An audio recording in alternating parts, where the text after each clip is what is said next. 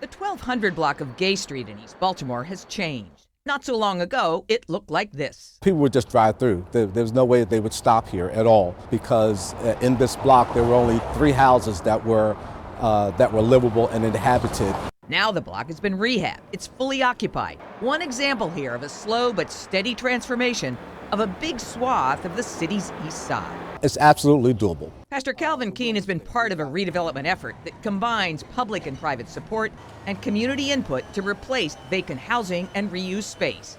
The Gay Street properties are in Broadway East. Next door is Oliver, where nearly half the properties were once vacant. The will is there. We have new partners now. What we do, we call development unusual because we begin by organizing people in the community as well as organize the business community, financial community. The city of Baltimore, the state of Maryland are our partners. We're in walking distance of downtown. We're in walking distance of Penn Station. Why would I move? I can walk to the Inner Harbor from here. Regina Hammond's Johnston Square neighborhood is also now on the redevelopment block.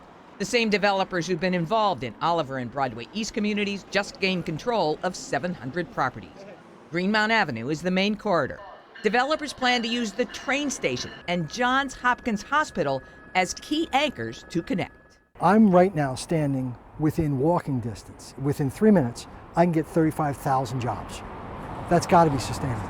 Sean CLOSKEY with Rebuild Metro plans to reduce the overall number of houses in Johnston Square, make blocks whole, and in turn, build value for the community. You have to look at what you have, and you have to build based on where the market is and will be, which in our estimation means that you have to reduce the number of houses without having sort of the missing teeth, if you will, where you just sort of randomly knock down one house and leave the other one up. In addition to Johnston Square, the Somerset and Perkins Homes public housing areas are under redevelopment plans, creating the very real possibility of a total remake of much of East Baltimore, with one very big exception.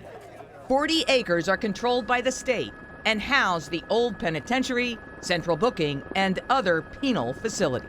This is really a location that could and should link East Baltimore to Center City, Baltimore. Kelly Cross, president of the nearby Old Goucher Community Association, has long argued it is time for the prison complex to be moved to clear the way for community development.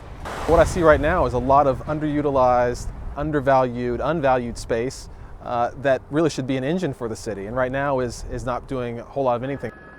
The need for so much prison space and jail space in Baltimore has dramatically dropped over the past 10 years. In 2009, 8,016 people were in custody on the site on an average daily basis.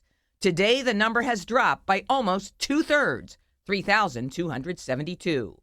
And 425 of those housed on the site aren't even state inmates.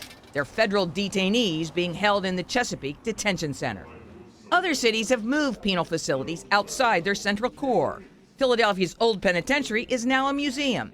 Boston's old city jail has been turned into a luxury hotel. Here, Kelly Cross says the old Maryland Penn has drawn plenty of interest from architects to redevelop it into a different use. The city really has no say on the site. But the city's planning director did tell me it will become part of the conversation as the city succeeds in community redevelopment.